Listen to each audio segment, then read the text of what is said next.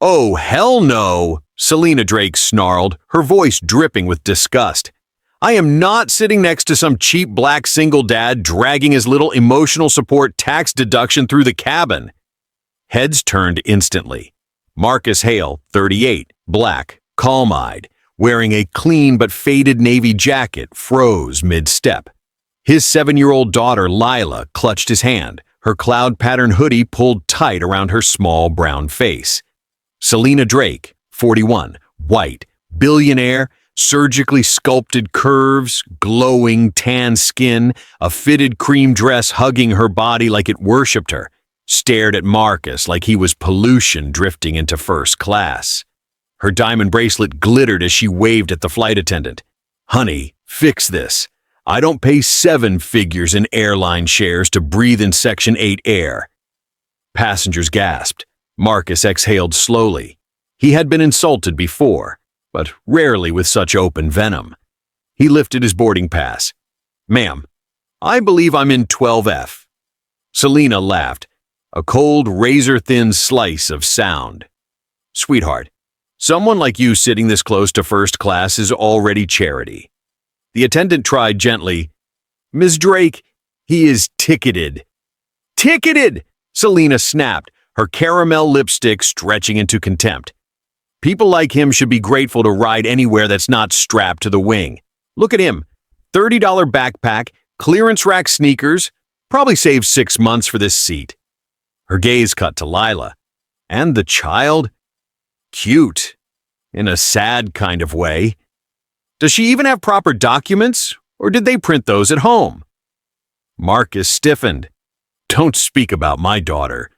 Selena rolled her eyes. Relax, daddy discount. I'm just being honest. Some cabins shouldn't be integrated. Several passengers exchanged horrified looks. Marcus guided Lila forward. Come on, baby. Don't listen to her. But Selena wasn't done. Oh, I'm just getting started, she said loudly. This airline keeps lowering standards so every flavor of broke can sit where they don't belong. And now look, here you are, seat 12F, window seat, like you're somebody. Her sarcasm hit like spit. Marcus kept his voice steady. We're just going to our seats, Selena scoffed. If you people want to move up in the world, start by dressing like adults and not whatever thrift store tragedy you crawled out in. She snapped her fingers at the attendant again. Move him, or move me. I refuse to spend 3 hours next to a man who looks like he cleans aircraft, not rides them. Marcus clenched his jaw. I'm staying with my daughter. Selena leaned back, crossing perfect legs. Of course you are. She probably cries without supervision. Kids like hers always do. Lila's eyes filled. Marcus pulled her close. Passengers whispered. That's messed up. Why is she talking like that? Doesn't she own some jet? Company? I'd sue if I were him. Selena loved the attention. Take notes, everyone, she announced smugly. This is why premium seating should have requirements. Dress code, income verification, maybe a quick check to make sure passengers aren't... She paused, letting the silence hang, bringing down the value of the cabin. Marcus felt Lila's tiny fingers trembling inside his hand. He took a breath from deep inside his ribcage, a breath trained from years in the Air Force, years of learning how not to let hostile winds push you off course. He knelt to Lila's level. Hey, look at me, sweetheart. You're safe. None of this is about you. But why is she mean? Lila whispered. Marcus swallowed. Some people forget kindness when they get money. Selena heard that, smirked. Oh, please. Don't blame my wealth for your insecurities. If you want respect, earn it. Stop acting like you're owed something because you managed to buy a seat. Marcus rose slowly. Ma'am, with respect, I don't want anything from you.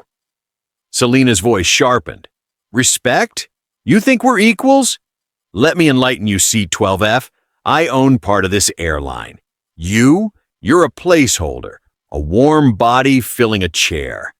The attendant intervened weakly. Ms. Drake, please. Selena pressed an acrylic nail to the attendant's shoulder. I said fix it. Move him, or move me, but fix the view. Her power hummed through the cabin like static. People were afraid to speak. Marcus finally slid into his row, letting Lila take the window. She sat rigid, trying not to cry. As Marcus buckled in, he silently recited a verse he'd memorized long before he ever learned to fly.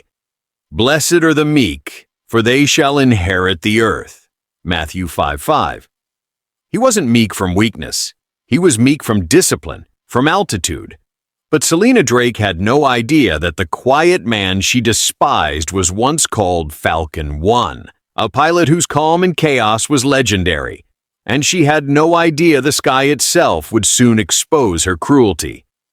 If you have ever been insulted, underestimated, or judged before you even spoke a word, then what happens next with Marcus Hale in Seat 12F will make your heart burn, because the storm Selena Drake started is about to hit her back. Don't forget to like and subscribe, and stay with Dignity Voices to follow this story. Because once the cabin door closes, Selena's arrogance doesn't fade, it escalates. The aircraft door sealed with a heavy thump, the kind that changes everything. And just like that, Selena Drake's cruelty didn't settle.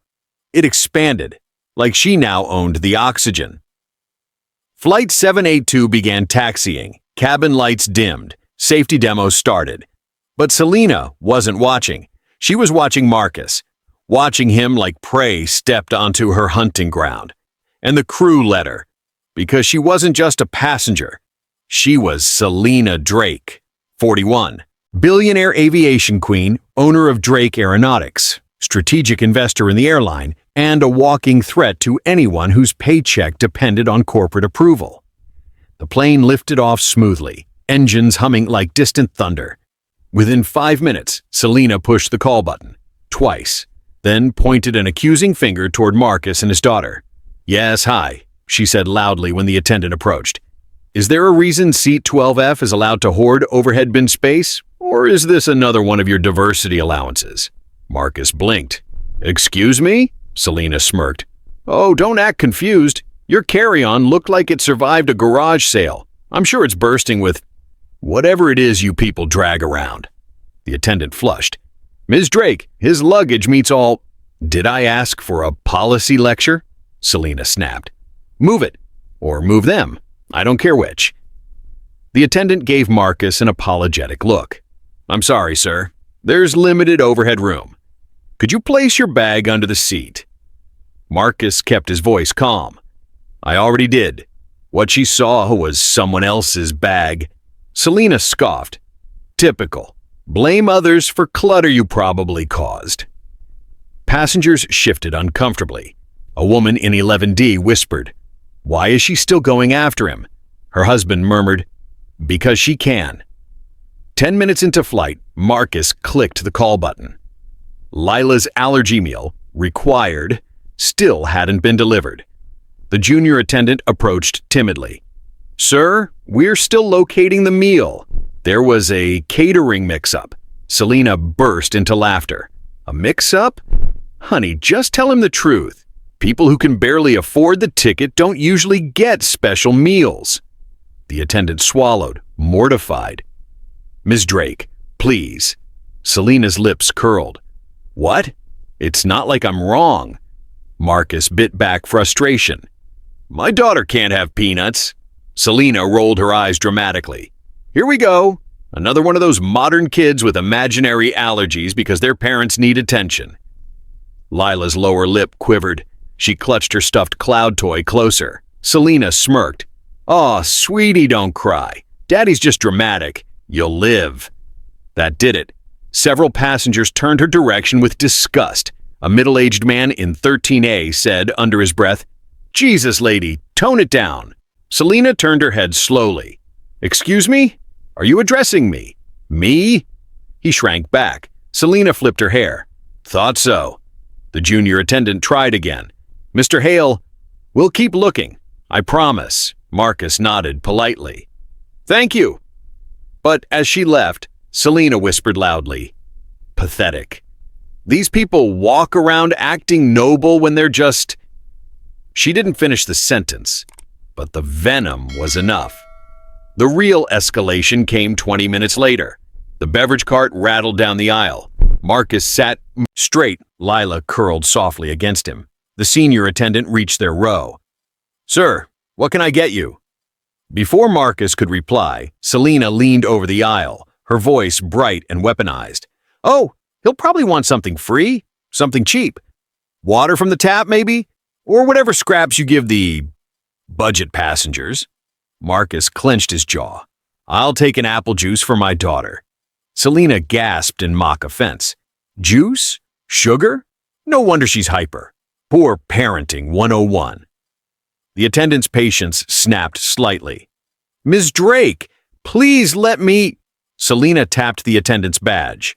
"Sweetheart, I don't know why you're giving me attitude. I literally fund your equipment upgrades." "Ma'am, you know what? Forget it." Selena pushed her designer sunglasses up her hairline. "I want the captain, and I want him now." The attendant froze. You want the captain?"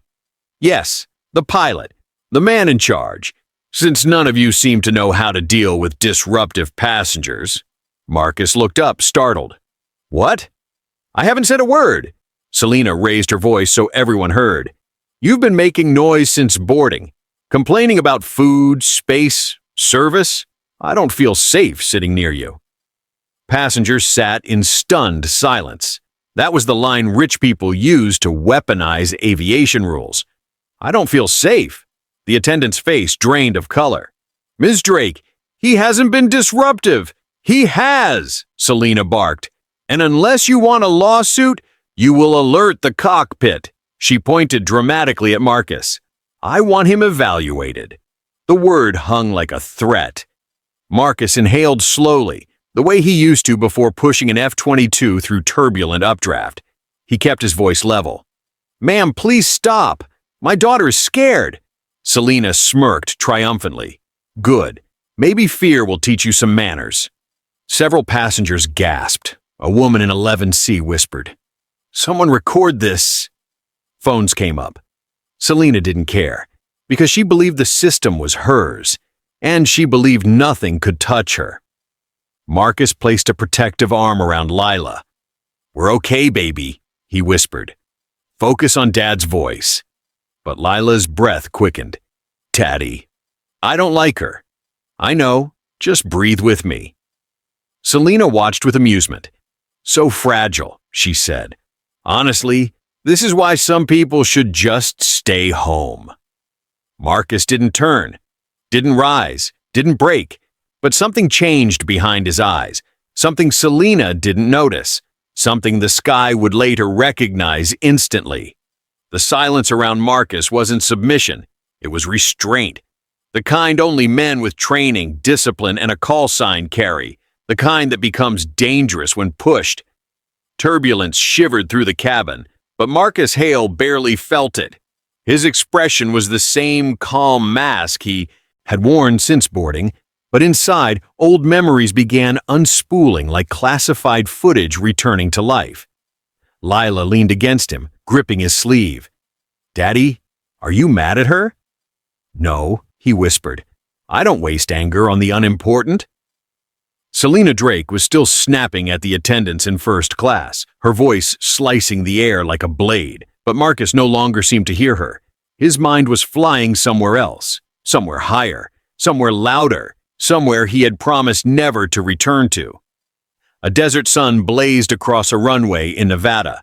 A younger Marcus, jaw sharper, shoulders broader, uniform crisp and dark blue, stood beside an F-22 Raptor with the painted call sign Falcon 1. The jet shimmered in the heat like a living creature of steel and fire. A young cadet laughed nervously. "Sir, do you ever get scared? Up there?" Marcus had closed his helmet slowly, visor reflecting the boy's face back at him. "Fear is normal," he had said. "Letting fear fly the plane is what kills you." The boy swallowed. "How do you stay calm?" Marcus placed a hand on the jet. "By remembering who holds the sky." He recited softly, Though I walk through the valley of the shadow of death, I will fear no evil. Psalm 23:4. The cadet's eyes widened. Marcus smiled behind the visor. Now strap in. Today, you learn altitude. Minutes later, engines screamed. Dust exploded behind the jet. Marcus launched into the sky like a bullet wrapped in thunder.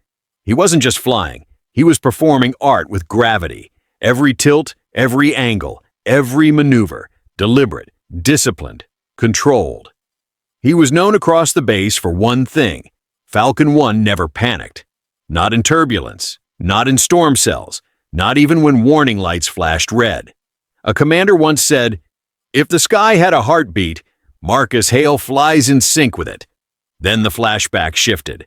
A hospital room, the sharp beep of monitors, Lila being born too early. Marcus holding her, tiny and fragile, staring at her with a fear he had never felt in an F-22 cockpit. And beside them, his wife, Ava, exhausted but smiling. "You can still fly," she whispered.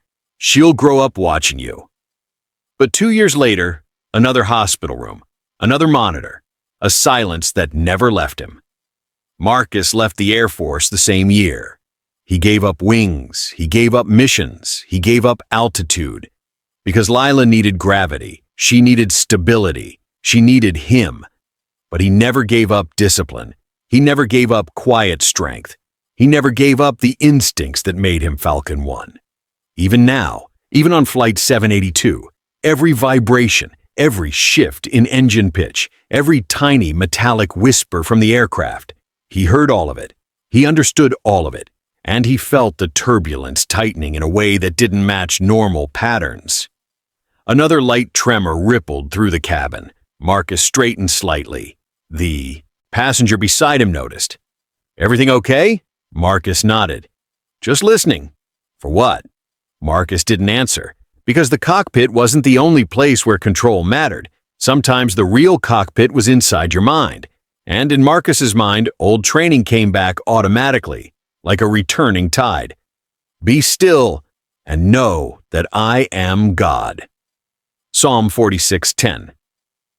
He closed his eyes for a moment, steadying his breath.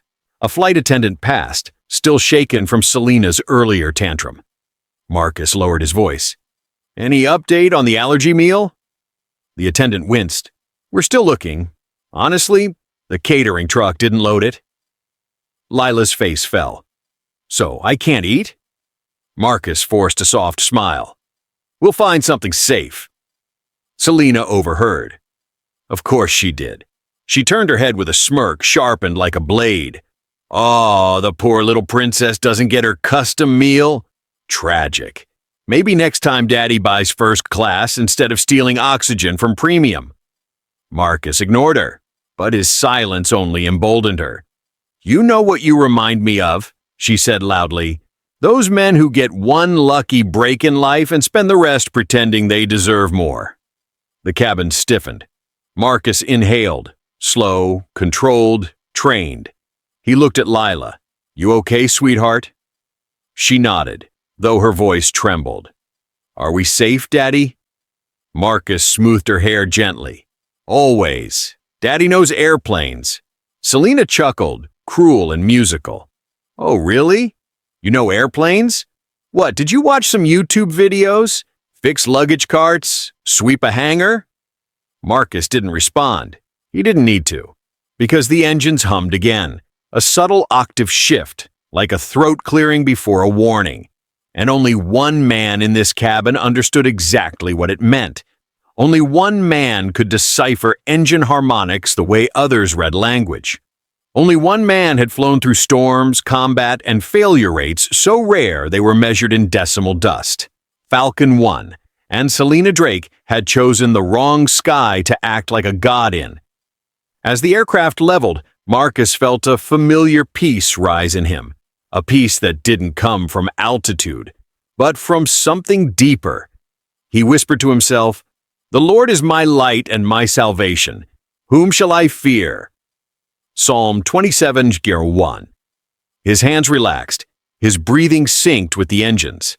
Selena's insults faded like background noise.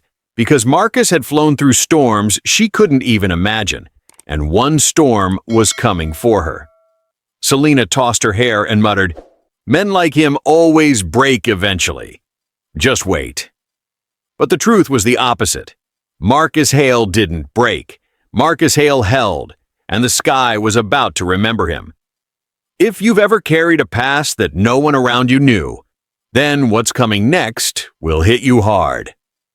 Don't forget to like and subscribe, and stay with dignity. Voices for the rest of this story. Because the turbulence isn't just in the air, it's about to be the weapon Selena Drake uses against him. The first jolt hit like a shoulder check from the sky. Flight 782 dipped, rattled, then steadied. Passengers gasped. A baby cried. A drink spilled somewhere in row 9. Marcus Hale lifted his eyes immediately, not in fear, in assessment.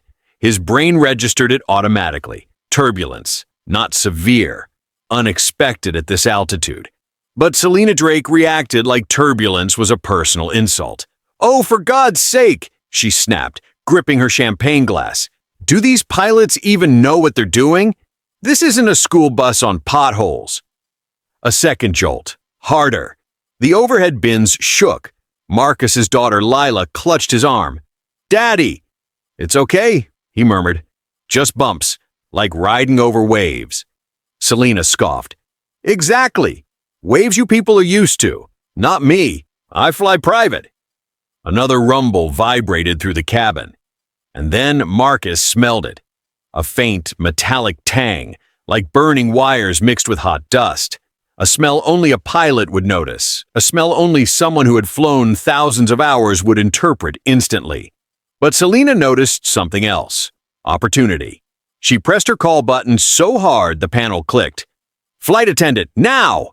The senior attendant rushed over, holding onto seats for balance. "Yes, Miss Drake?" Selena pointed at Marcus like he carried disease. "This man is making me uncomfortable. He keeps twitching, looking around, whispering. It's suspicious." Marcus blinked. "What?" "I'm checking on my daughter." Selena waved dismissively. "No, you're muttering, panicking. It's unsettling. I don't feel safe near him." Those words again, that dangerous phrase. Passengers stiffened. The attendant swallowed. "Sir, are you okay?" Marcus nodded. "Yes, just—" Selena cut him off. "He probably thinks the plane's going down. Look at him, sweating, wide-eyed. He's scaring my whole cabin." Marcus wasn't sweating. He wasn't panicking. He was analyzing. But Selena needed a villain, and Marcus was her favorite target. "I want him documented," she demanded. "Right now." The attendant paled. "Documented?" "Yes," Selena barked. "Write an incident report. He's acting erratic. You saw it." Marcus kept his voice level. "I'm not acting erratic." "Oh, please," Selena said, rolling her eyes. "Your kind always claims innocence right before causing a scene." Half the cabin gasped. Lila's eyes filled. "Daddy, she's lying." Marcus pulled her close. "I know, baby. Just breathe." Then, a third jolt, louder, sharper. A tray of cups crashed to the floor.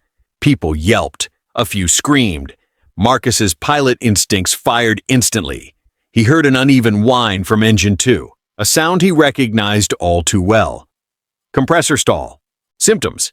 Marcus unbuckled slightly, sitting forward. "Something's wrong with the engine." Selena exploded. "Oh my God! Do you hear him? He's causing panic. He's shouting engine failure." Marcus hadn't raised his voice. He hadn't even moved aggressively. But Selena seized the turbulence like a spotlight and turned it into theater. "Flight attendant," she screamed. "Do your job. Remove him. He's scaring the whole cabin." The attendant held up her hands. "Ma'am, please." "No," Selena shrieked. "You listen to me. I practically own this airline, and I'm telling you, this man is a threat." Passengers looked between them, confused, anxious. Marcus tried to explain. "The engine isn't failing, but I think there's—" Selena lunged up, pointing at him with fury. "Oh, shut up! You don't think anything. You know nothing about planes. Nothing. You're a nobody from row 12 pretending he's some kind of expert. Marcus felt heat rise in his chest. Controlled, contained. Lila squeezed his arm. Daddy, please don't leave me. He held her tight.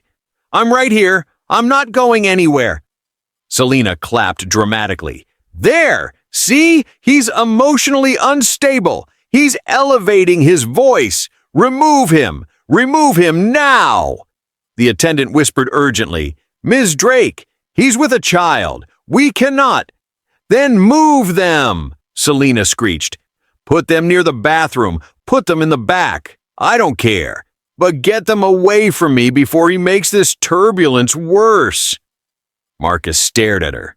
Yes, she truly believed he controlled the weather. Typical of someone rich enough to think the universe should obey her. Turbulence hit again. Violent this time. Overhead bins rattled. Lights flickered. A few people cried. The aircraft felt off balance. A passenger shouted, What's happening? Selena seized the moment. Ask him. She jabbed a finger at Marcus. He's the reason everyone's scared. He's the one talking about engine problems.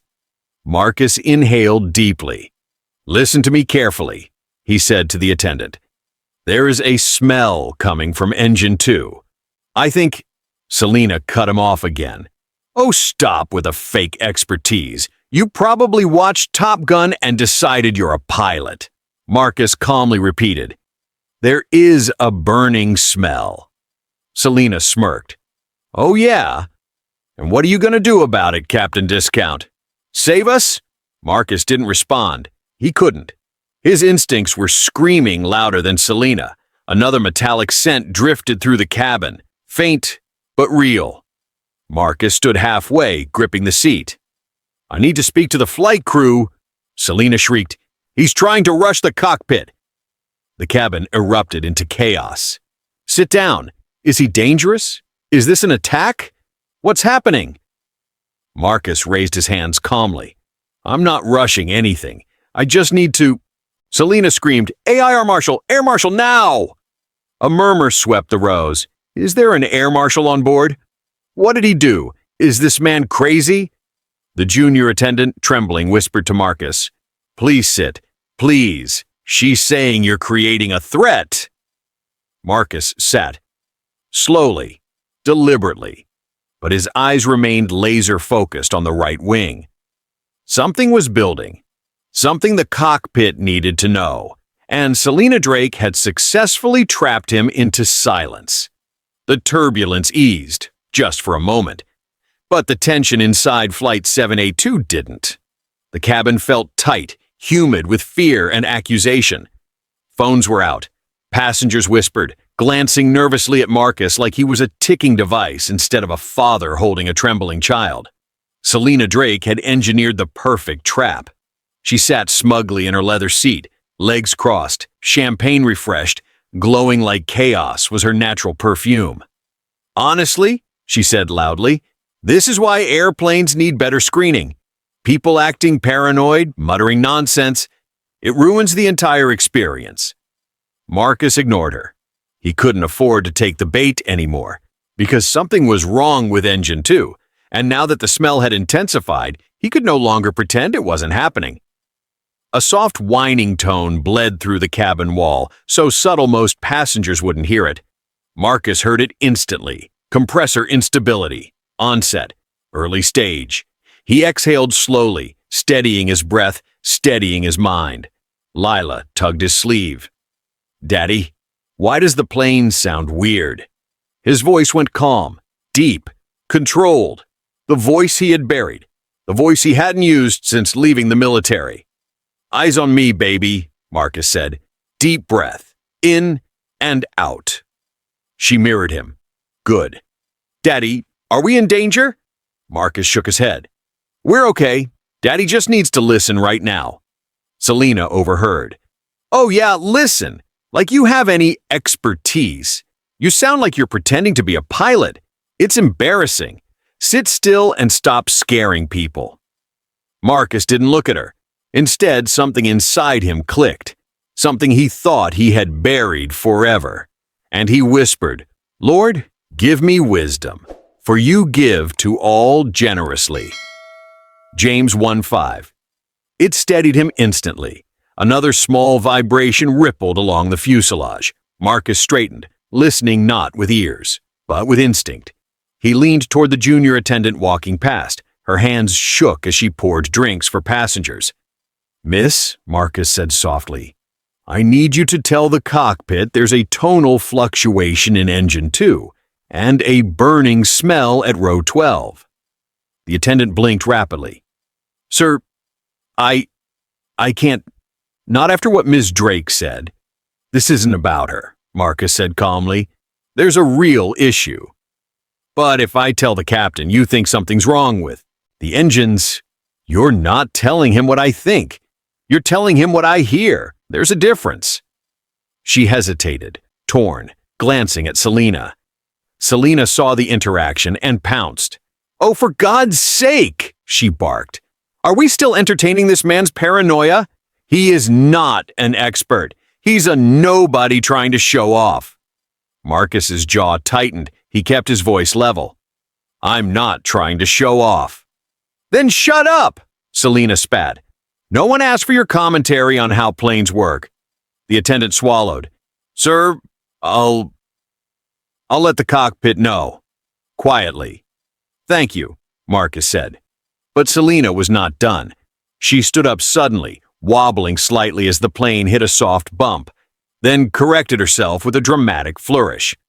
"Everyone," she announced to nearby rows, "please stay calm, but this man is acting unstable, and he keeps talking about engine trouble.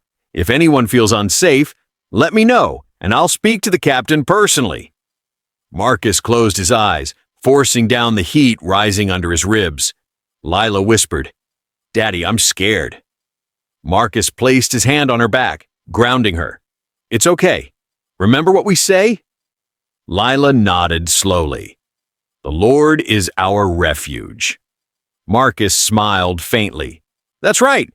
You're safe." Selena rolled her eyes. "Oh, wonderful. Religion now. Perfect.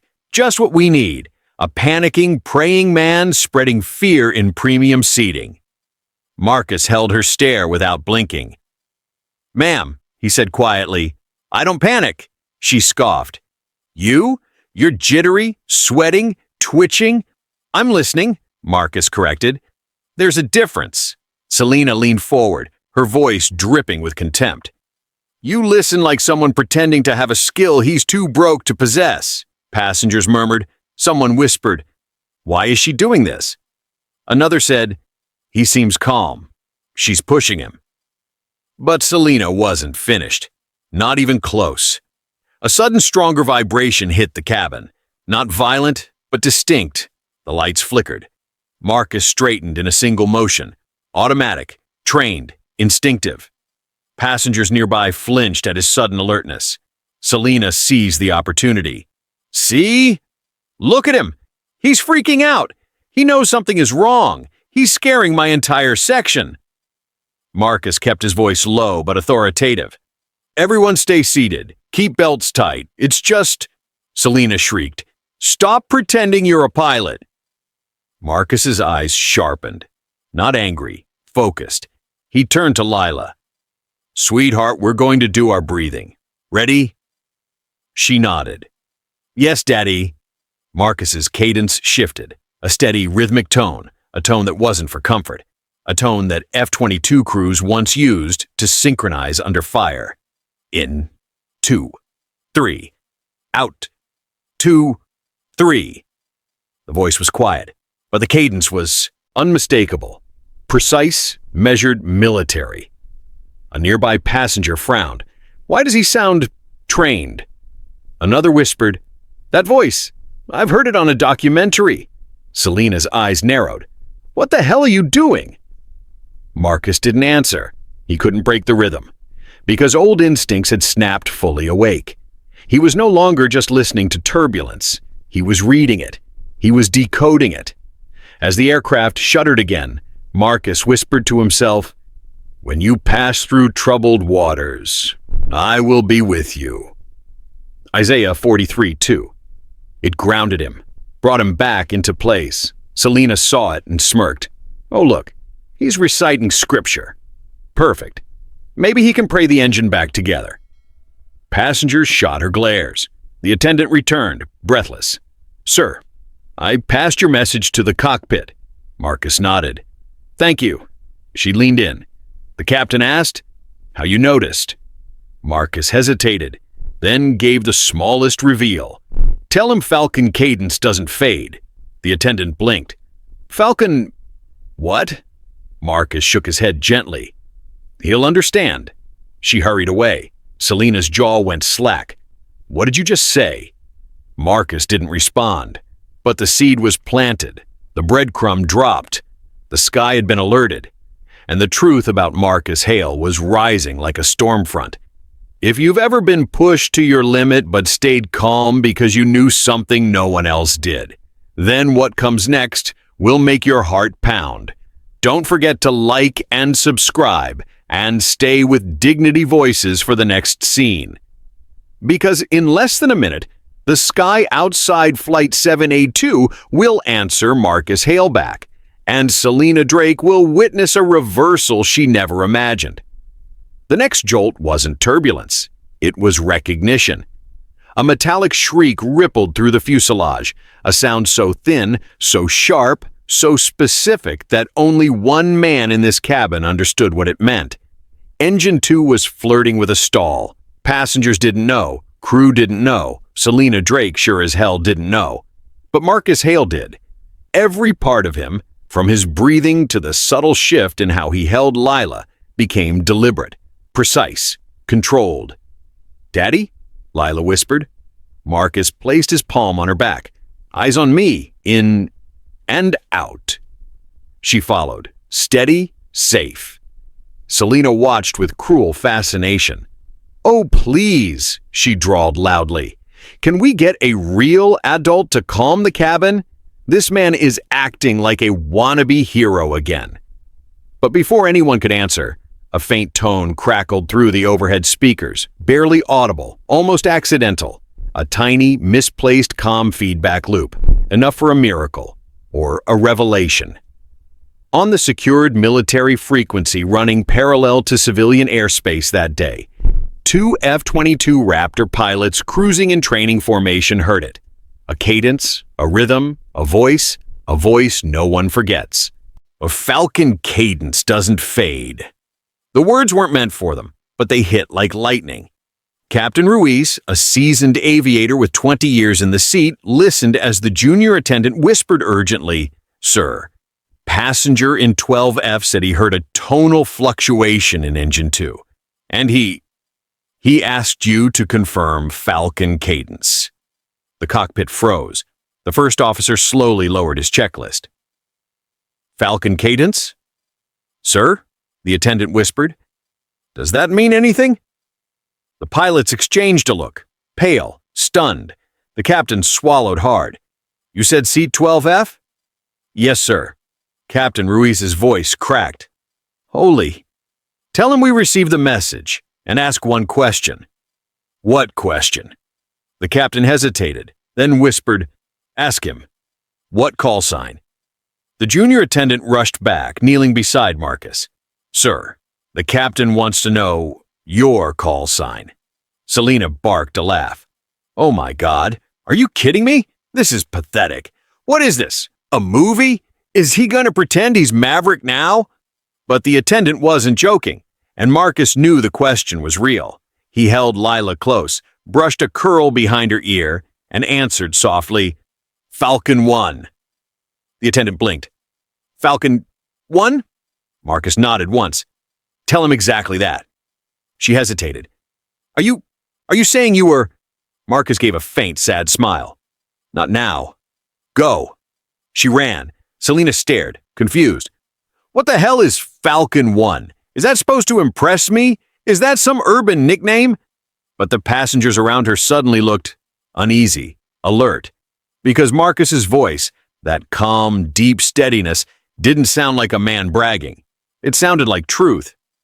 Inside the Regional Air Command, a young technician monitoring tactical chatter jolted upright. Sir, we just got a spike on channel 223.45. Phrase recognition match, Falcon cadence. The supervising officer froze mid-sip of coffee. Impossible. Should I log it as a false echo? No. Triangulate immediately. Two F-22 Raptors flying a patrol arc angled slightly, their helmets snapping toward each other. Viper 6, did you hear that? Affirm. That's... No way. Do we check? We check. The lead pilot switched to encrypted override. Unidentified aircraft in Sector 7A. This is Raptor Squadron. Do you copy? Inside Flight 782's cockpit, the captain's comm panel lit up. A voice came through. Sharp, authoritative, chilling. Flight 782. We have an inbound identification request for passenger call sign Falcon 1. Confirm immediately. The first officer whispered, Is this really happening? Captain Ruiz pressed the intercom. Cabin, prepare for cockpit communication. He paused. And get me Marcus Hale. The junior attendant rushed back, breathless. Sir, Marcus, they want to speak to you in the cockpit. Selena erupted. What? Are you insane? Absolutely not. He's unstable. He's dangerous. I won't allow it. Marcus stood slowly, still holding Lila's hand. I'm not leaving my daughter. The attendant whispered. The captain said she can come too. Selena's eyes widened. You can't take that child up there. This is ridiculous. Marcus looked down at Lila. Want to see where the pilots fly the plane? Her small voice trembled. Will you stay with me? Always, he said. They stepped into the aisle. Selena lunged to block them. Oh, no, you don't. If the captain talks to him, it makes him look credible. And he's not. Marcus stepped around her without a word. Selena shrieked after him, You're nothing! Do you hear me? Nothing! But the cabin heard something else. Respect, curiosity, realization. Because the man she mocked carried himself like someone the sky would salute. The cockpit door opened. Captain Ruiz stared at Marcus like he was seeing a ghost. Sir, are you truly Falcon 1? Marcus nodded. Retired, but yes. The first officer inhaled sharply. We studied you. Your training maneuvers, your calm in compressor stalls. You saved instructors from flameouts. Marcus gave a tight smile. That was a long time ago. Captain Ruiz swallowed. The F-22 pilots outside want to confirm. May I? Marcus nodded. The captain opened the encrypted line. Raptor Squadron, this is Flight 782. Falcon 1 is present. Silence. A long, stunned silence. Then, requesting visual confirmation. We are approaching. Marcus lifted Lila to the cockpit window. Seconds passed. Then shadows swept across the clouds. Two F-22 Raptors slid into formation on the right side of the aircraft, wings glinting under the sunlight. Passengers screamed. Phones flew up. A chorus of shock erupted. Selena froze, jaw unhinged. What the hell? One Raptor tilted its wing in a sharp, precise motion. A pilot's voice boomed over the encrypted channel. To the passenger known as Falcon 1, it is an honor. Permission to salute. Marcus exhaled slowly. Permission granted, he said quietly. The two Raptors broke formation, swung wide, climbed and dipped in a synchronized salute, a maneuver rarely performed, almost never seen by civilians. The entire cabin witnessed it. People cried, people gasped, people bowed their heads. Selena Drake trembled in her seat, whispering, No, no, no, no, this isn't real. He can't be. But reality was crushing her like altitude. Captain Ruiz turned to Marcus. Sir, I received a file from headquarters. You're not just Falcon 1. You're the one who exposed faulty compressor inspections in Drake Aeronautics 8 years ago. Marcus didn't look proud or triumphant, only tired. She tried to bury the report, he said quietly. I resigned instead of fighting. The captain nodded grimly. You didn't lose that fight. Today proves it. A voice crackled through the cockpit. Falcon 1, this is Raptor Leader. We never forget who trained us, and we never forget who saved our squadron. The sky remembers." Marcus inhaled sharply, emotion tightening his chest. No, Lila whispered, "Daddy, they know you?" He kissed her forehead. "Yeah, baby, they know me." As Marcus and Lila returned to their seats, the cabin erupted. Gasps, applause, tears, awed whispers. "Oh my God, that's him! He's Falcon 1. He trained F-22 pilots. He saved people. He's a hero." Selena Drake shrank into her seat like a shadow losing light. Passengers glared at her now. The billionaire queen had become a trembling fraud in a silk dress. Marcus sat down calmly. Lila curled into him. Outside the window, an F-22 pilot lifted his gloved hand in a salute. Marcus placed 2 fingers against the glass. The entire cabin watched. The reversal was absolute, and Selena Drake felt power slipping through her fingers like ash. Flight 782 touched the runway with a loud, heavy thump, as if the Earth itself was eager to reclaim the truth that had erupted in the sky. The moment the wheels screeched, passengers leaned forward, whispering urgently. Cameras were still pointed at the window where the F-22 Raptors held their escort position, wings shining like silver guardians. Marcus Hale held Lila close as the plane slowed. She peeked out at the fighter jets, eyes glowing in pure awe. "Daddy, they followed us all the way." "Yes," he whispered. "They did." And down the aisle, Selena Drake's world was collapsing. She sat stiffly, her perfect posture cracked, eyes wide, lips trembling, not with anger, but with fear, real fear, because her power only worked when no one else had more. Falcon 1 had more. The captain's voice broke through the intercom. "Ladies and gentlemen, please remain seated. Upon arrival, federal aviation officials will board the aircraft. Cooperate with all instructions. Thank you." The words struck the cabin like lightning. Passengers gasped. Selena flinched. Several people immediately turned toward Marcus. No longer suspicious, but protective. The whispering began to shift. That woman harassed him. She tried to get him kicked off. She lied about him being a threat. She bullied his kid. She has to answer for this. A businessman in 14C muttered, "This is going viral the second we hit the gate." Selena snapped her head toward him. "Delete that video." He stared at her like she'd lost her mind. "Lady—" "No," Selena's voice cracked. "Do you know who I am?" A young woman in 11A replied coldly, "We sure do, and that's the problem." The seatbelt sign turned off. Before anyone could move, the cabin door opened, not with normal crew courtesy, but with authority. 2 uniformed FAA safety investigators stepped inside, followed by airport police, then 2 military officers wearing flight squadron patches identical to the Raptors in the sky. The entire cabin stilled. One investigator spoke firmly, "We are looking for Marcus Hale." Marcus stood slowly, adjusting Lila on his hip. Selena jumped to her feet. No, he's the threat. He's the one who caused panic." The investigator held up a hand, shutting her down like a misbehaving intern. "Ms. Drake, sit down." Her jaw dropped. "No one talks to me like, sit down."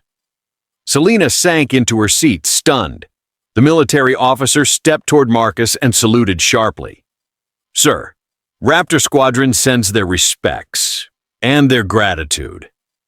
Murmurs filled the cabin. Several passengers clapped softly. Marcus nodded, humbled. "I appreciate it," Lila whispered. "Daddy, they're saluting you again." He kissed her forehead. "Yes, baby, but that's not the important part." The lead FAA investigator turned to the cabin. "We have multiple reports of harassment, false claims, intimidation, and obstruction of safety operations during this flight." People instantly pointed at Selena. She bullied him. She lied to the crew. She called him a threat for no reason. She racially profiled him. She tried to move him because she didn't like the view. Selena's face drained as voices piled on. The investigator approached her. "Ms. Drake, airline staff provided logs of your complaints and the recordings from the cabin interphone." Selena's voice shook. I didn't do anything wrong. I am a shareholder. I have standards. That doesn't give you authority to endanger passengers, he replied coldly, and it does not give you the right to weaponize safety procedures. Passengers murmured in agreement. One murmured loudly, "Finally." As officials gathered statements, Marcus sat quietly, Lila resting against him. One investigator turned to him. "Mr. Hale, you handled yourself with exceptional restraint. Truly." Marcus gave a small nod. "I had help," he whispered under his breath. "No weapon formed against you shall prosper." Isaiah 54:17. The words settled over him like armor. Not loud, not dramatic, just truth. A truth that carried him through humiliation, through turbulence, through violence of the tongue. Selena Drake had used every weapon she had. Money, status, racism, influence, fear. None had prospered. The second FAA official stepped forward. "Ms. Drake, we have also received an encrypted packet from Federal Aviation Archives connected to an old Drake aeronautics safety investigation, one that Mr. Hale was involved in." Selena's eyes widened in terror. "No, no, you can't reopen that. That case is dead. It's sealed." The investigator shook his head. "Not when the whistleblower is present and the airline requests review." Passengers stared at Marcus, stunned. He wasn't just Falcon 1. He was the man whose integrity had threatened Selena's empire years ago. The officer added, "And considering today's events, your previous behavior now suggests a pattern of retaliation." Selena trembled so hard her earrings shook. "That's not fair. You can't. This is a misunderstanding." "Ma'am," the officer said bluntly, "your influence ends at the cabin door. Today you abused passengers, crew, and federal protocols. You will step off this aircraft with us." The cabin erupted in applause, some slow, some loud, some cathartic. Selena stood, shaking, her perfect composure shattered. Her voice, once sharp and cruel, cracked like thin ice. "You don't understand. I run aviation." A passenger replied, "No, you just used it." Another added, "And today you got grounded." As officers escorted Selena out, she turned one last time toward Marcus and Lila. Her voice broke. "You ruined everything." Marcus didn't gloat. He didn't smirk. He didn't even look victorious. He simply said, "No, you did that yourself." Selena's breath hitched. Lila whispered, "Daddy, she's gone." Marcus nodded softly. "And we can breathe again." The cabin felt lighter, calmer, almost peaceful. Justice wasn't loud. Justice was simply correct. The jet bridge connected with a soft metallic clunk, and for the first time since takeoff, the world outside felt still, calm, safe. Inside Flight 782, the atmosphere had transformed. Passengers weren't whispering in fear or discomfort anymore. They were watching Marcus Hale, not with judgment, with reverence.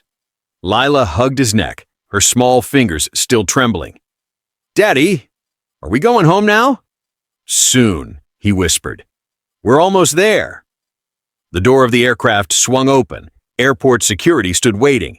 FAA officials, airline executives, and at the very front, two uniformed Air Force officers in dress blues. Lila's eyes widened. "Daddy, they look like soldiers." Marcus smiled softly. "They are."